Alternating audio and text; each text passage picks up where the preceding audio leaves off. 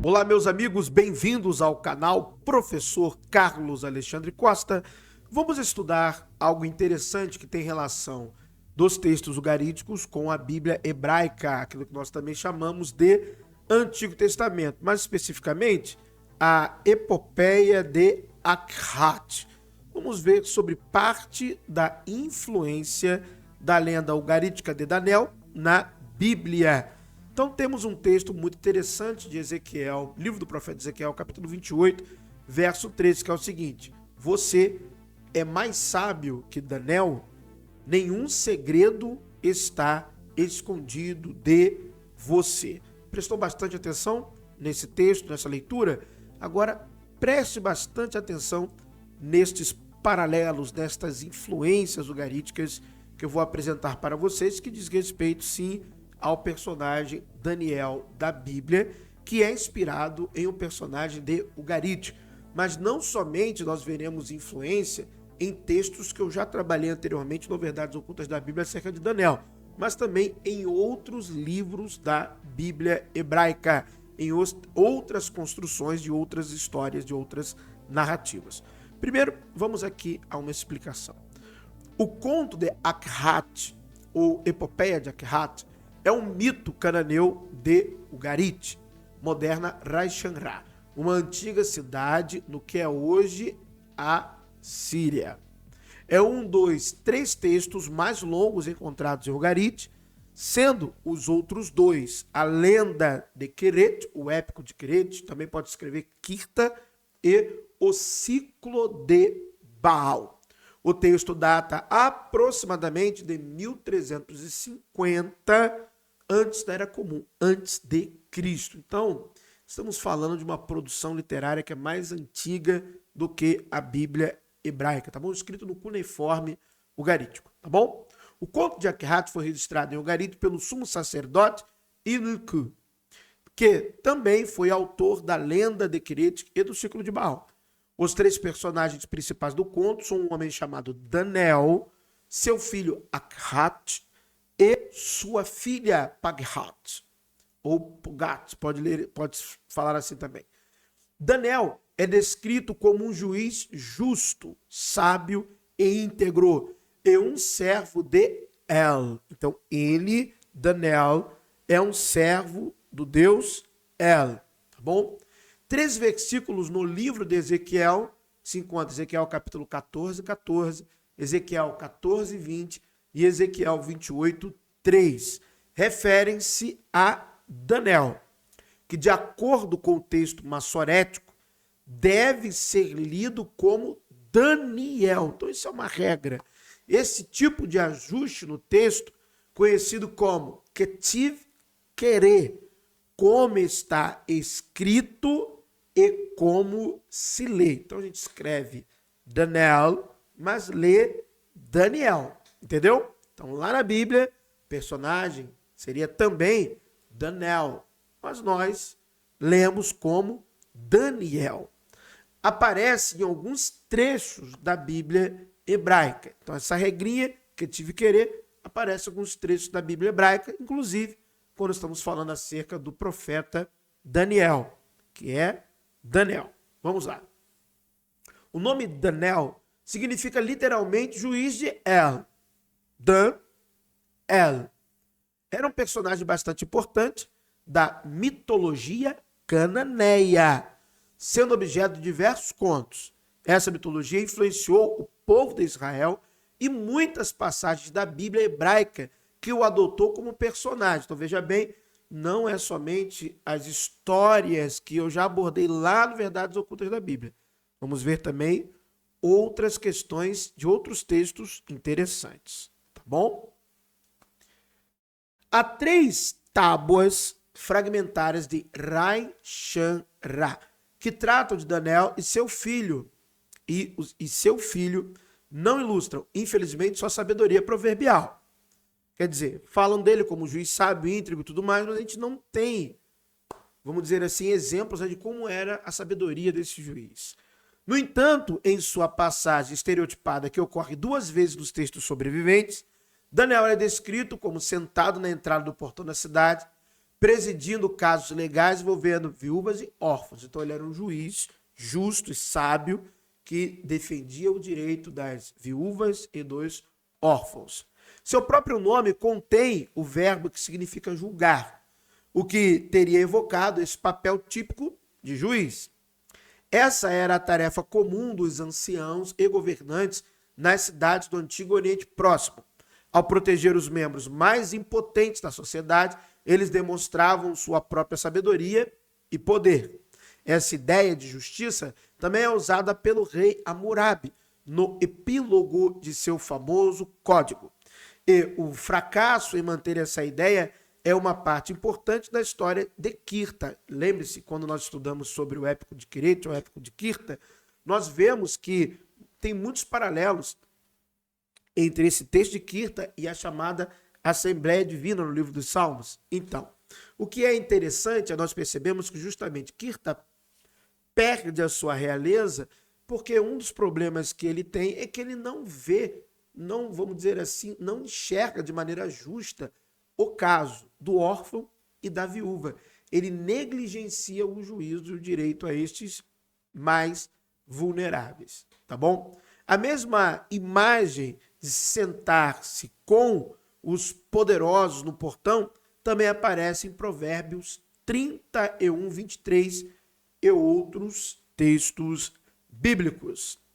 Quando a primeira tabuinha começa, o líder Daniel está em um templo realizando um rito especial chamado incubação, que tem a ver, né, com a geração do seu filho. Eu já trabalhei ele lá no VOB, mas vou trabalhar ele aqui também. Tá ótimo para vocês? Nós vamos estudar mais a fundo essa questão de como que Daniel conseguiu um filho através do favor dos deuses, né? Tem um Deus que vai almoçar com ele. Vamos dizer assim, almoçar não, vai comer uma refeição na casa dele. Ele pede para a esposa dele preparar essa refeição e ele vem dar a notícia que ele vai ser pai. Já ouviu essa história? Claro, no livro do Gênesis. Você já ouviu exatamente o paralelo dessa história com Abraão, Sara e Javé. Só que no caso dos textos ugaríticos não é Javé que vai na casa de Daniel. É o Deus Cotar War Aziz, tá bom? Nós vamos estudar isso aqui também. Essa forma de comunicação com as divindades por meio de sonhos e visões noturnas era considerada uma forma eficaz de contato com o poder divino, como mostram os paralelos bíblicos envolvendo Samuel e Salomão. Então veja bem, várias histórias da Bíblia hebraica têm paralelos com a história de Daniel. Então, o nascimento de um filho especial, através de uma mulher que até então era estéril, no caso lá, você tem o paralelo com a história de Abraão. Ele está sentado, botaram Aziz vem estar com ele era um justo juiz. Tem várias coisas. E, inclusive, né, ele era um homem de oração. E outra coisa interessante, que nós vamos ver aqui agora, é que ele também era um homem que tinha sonhos e tinha visões. Mas o formato é muito interessante. Vamos ver aqui, então.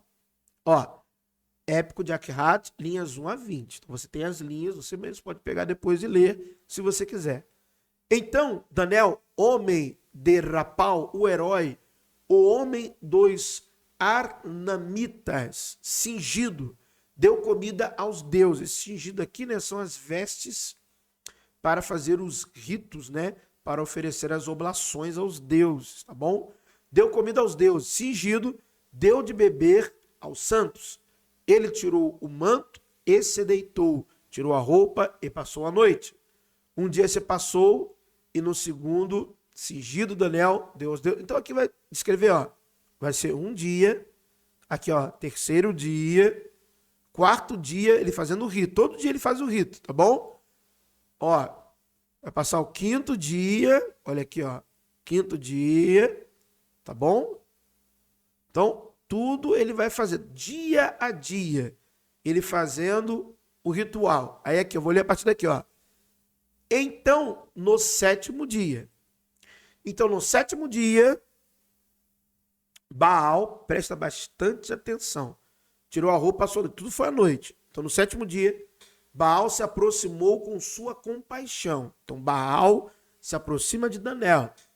O homem, aí fala, Daniel, o homem de Rapal, lamenta, o herói, o homem dos Arnamitas, geme, pois ele não tem filho como seus irmãos, nenhum herdeiro como seus parentes. Ao contrário de seus irmãos, ele não tem filho, nenhum herdeiro como seus parentes. Então, prestou atenção na fórmula? Ele está lhe oferecendo um sacrifício, ele ora, pede, e aí Baal vem até ele e fala para ele acerca do que ele está passando, e no decorrer do texto, ele vai ter o filho. Depois vai ver o Deus Cotar, o Ar-Aziz, dar a notícia a ele que a oração dele foi atendida. Então a fórmula é simples. Sacrifícios, oblações, oração, resposta. Como? Através de um sonho, de uma visão. Ok? Primeiro livro do profeta Samuel, a gente encontra essa fórmula na Bíblia. Primeiro livro do profeta Samuel, 3, 3, 4 e 10. Estando também Samuel já deitado, antes da lâmpada de Deus se apagasse, no templo do Senhor, onde estava a arca de Deus, o Senhor chamou a Samuel e disse a ele: eis-me aqui. Então veio o Senhor e pôs-se ali, e chamou como das outras vezes: Samuel, Samuel. E disse Samuel: fala, porque teu servo ouve. Então Deus visitando seu servo. E foi o rei a Gibeon para lá sacrificar, sacrifício, porque aquele era o alto maior. 1000 holocaustos sacrificou Salomão naquele altar.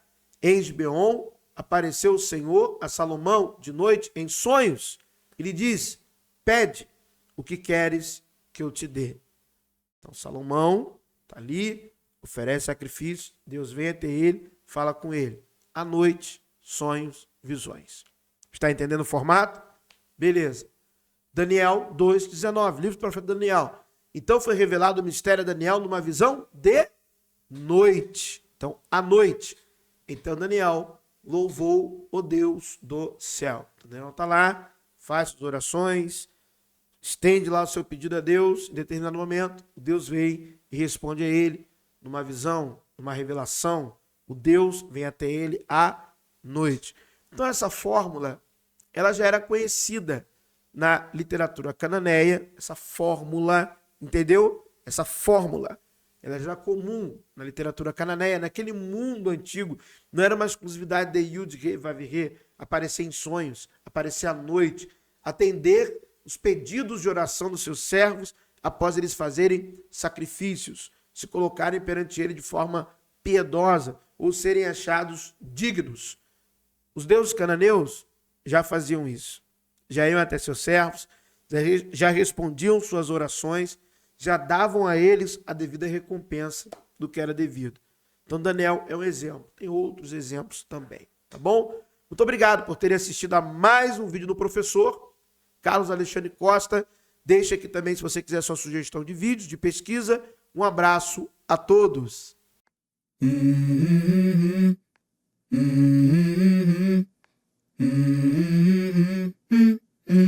Let's go.